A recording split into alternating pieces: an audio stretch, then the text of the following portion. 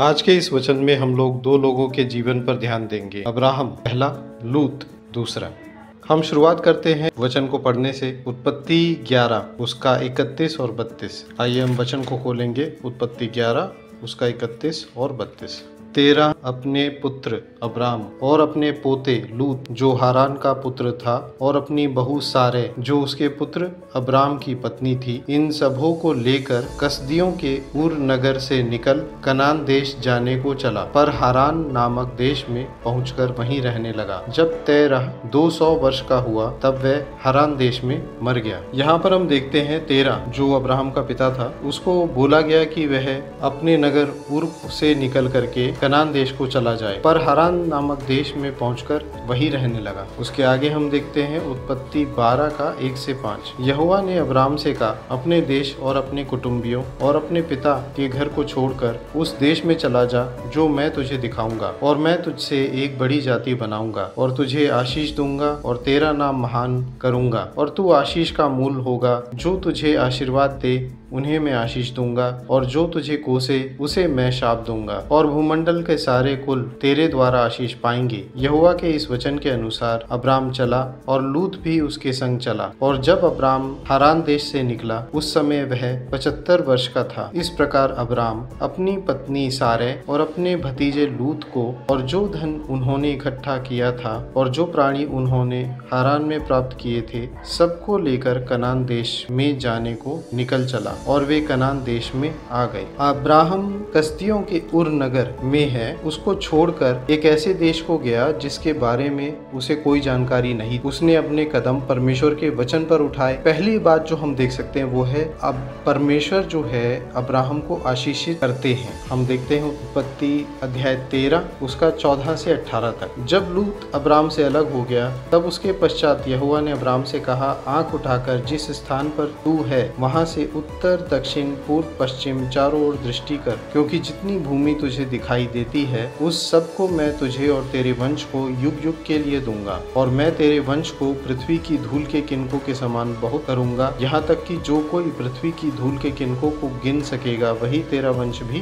गिन सकेगा। उठ इस देश की लंबाई और चढ़ाई में चल, क्योंकि मैं उसे तुझी को दूंगा। इसके पश्चात अब्राम अपना तंबू उखाड़ कर ममरे के बांज वृक्ष के बीच जो हेब्रोन में थे जाकर रहने लगा, और वहां भी यहोवा की एक वेदी बनाई। इसके बाद अब्राम ने अपने भतीजे लूत को बचाया, जो कि हम उत्पत्ति उसके 14 के 13 से 16 आयत में देख सकते हैं। जब एक जन जो भागकर बच निकला था उसने जाकर इब्री अब्राम को समाचार दिया। अब्राम तो एमोरी ममरे जो एशकोल और आनेर का भाई था उसके बांज वृक्षों के बीच में रहता था, और ये लोग अब्राम के संग वाचा बांधे हुए थे। यह सुनकर कि उसका भतीजा बंदी बना लिया गया है, अब्राम ने अपने 318 शिक्षित युद्ध कौशल में निपुण दासों को लेकर जो उसके कुटुंब में उत्पन्न हुए थे अस्त्र शस्त्र धारण करके दान तक उनका पीछा किया, और अपने दासों को अलग अलग दल बांधकर रात को उन पर चढ़ाई करके उनको मार लिया, और होबा तक जो दमिश्क के उत्तर की ओर है उनका पीछा किया, और वह सारे धन को और अपने भतीजे लूत को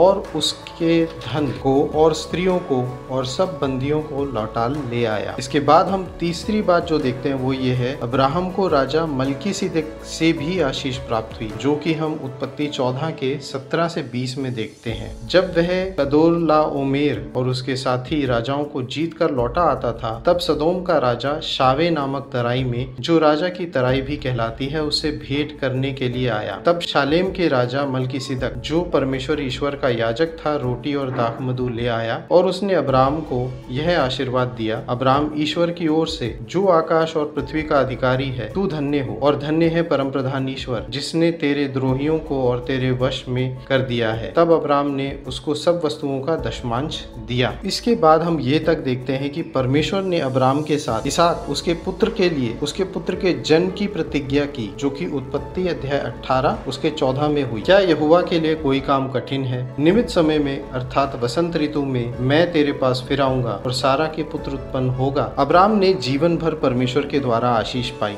वहीं जब हम उसके भतीजे लूत को देखते हैं, परमेश्वर ने अब्राहम को आशीषित किया। इसका ये मतलब है अगर लूत सिर्फ अब्राहम के साथ भी रहता तब भी वह उन्हीं आशीषों को पा सकता था, पर लूत ने अब्राहम से संग रहने की विनती करने की जगह अलग होने की विनती की और यही उसे लगा लूत को कि ये उसके लिए अच्छा होगा। ये हम उत्पत्ति अध्याय 13 के वचन 10 से 13 में देखते हैं। तब लूत ने आंख उठाकर यरदन नदी के पास वाली सारी तराई को देखा कि वह सब सींची हुई है। जब तक यहोवा ने सदोम और अमोरा को नष्ट न किया था तब तक सोअर के मार्ग तक वह तराई यहोवा की वाटिका और मिस्र देश के समान उपजाऊ थी। इसलिए लूत अपने लिए यरदन की सारी तराई को चुन के पूर्व की ओर चला और वे एक दूसरे से अलग हो गए। अब्राम कनान देश में रहा, पर लूत उस तराई के नगरों में रहने लगा और अपना तंबू सदोम के निकट खड़ा किया। सदोम के लोग यहोवा के लेखे में बड़े दुष्ट और पापी थे। उसके बाद हम देखते हैं अब्राम ने अपने भतीजे लूत को बचाया। फिर अब्राम की विनती की वजह से ही लूत बच गया। ये होता है उत्पत्ति अध्याय 18 के 32 में। फिर उसने कहा, हे प्रभु क्रोध ना कर, मैं एक ही बार और कहूंगा, कदाचित उसमें 10 मिले। उसने कहा, तो मैं 10 के कारण भी उसका नाश न करूंगा। यहाँ पर परमेश्वर उसे वचन देते हैं अब्राहम को कि अगर 10 लोग भी भले मिले, धर्मी पुरुष मिले, तो वे सदोम आदि नगरों का नाश न करेंगे।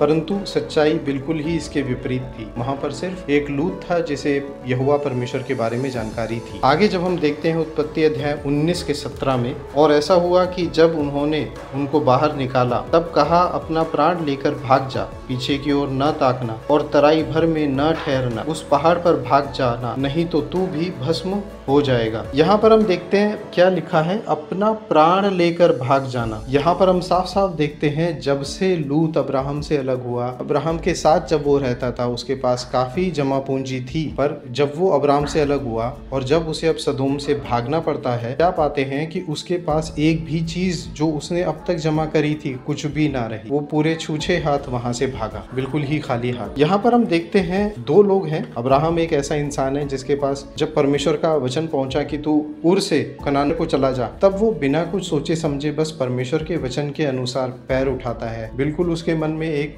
डर आया ही है कि वो एक ऐसे नगर को जाता है जहां पर उसके पास कुछ भी नहीं है, ना वो किसी इंसान को, किसी व्यक्ति को जानता है। पर जब हम लूत के निर्णय को देखते हैं, वो हमेशा अपने भले, अपने अच्छाई को देखते हुए कदम उठा रहा है। दोनों में बहुत फर्क है। एक सिर्फ परमेश्वर पर भरोसा रखकर, एक परमेश्वर पर विश्वास रख करके आगे कदम बढ़ा रहा है। दूसरा एक ऐसा इंसान है जो सिर्फ अपने मतलब, अपनी अच्छाई और अपने फायदे के लिए कदम उठा रहा है। दोनों का अंजाम बिल्कुल ही अलग अलग है। अब्राहम का जब हम जीवन देखते हैं, उसने मुसीबतों का, विपत्तियों का सामना किया, पर उसको बचाने वाला, ले जाने वाला और सफल बनाने वाला परमेश्वर था, जिसके अनुसार उसने जीवन में कदम लिए। पर दूसरी तरफ हम लूत को देखते हैं जिसने अपने जीवन के कदम अपने मनसा, अपनी इच्छा के अनुसार उठाए, अपने भलाई, अपनी चालाकी के हिसाब से, और उसका अंत हम जब देखते हैं जीवन का, सिर्फ और सिर्फ विनाश और खालीपन है। जब हम अब्राहम के जीवन को देखते हैं तो वो एक ऐसा इंसान है जिसने सिर्फ और सिर्फ परमेश्वर के वचन पर विश्वास करके आगे बढ़ा और उसमें उसे सिर्फ सफलता ही मिली। जब हम परमेश्वर के वचन को देखते हैं तो परमेश्वर का वचन कहता है, ना मैं तुझे कभी छोड़ूंगा,